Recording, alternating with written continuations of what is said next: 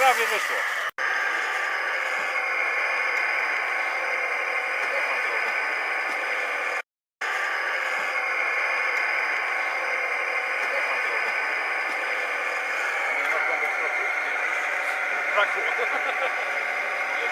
A wtedy tak ładnie poszło.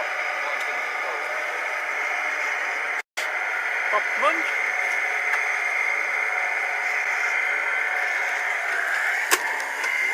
Nie, aż mu kabina podskoczyła.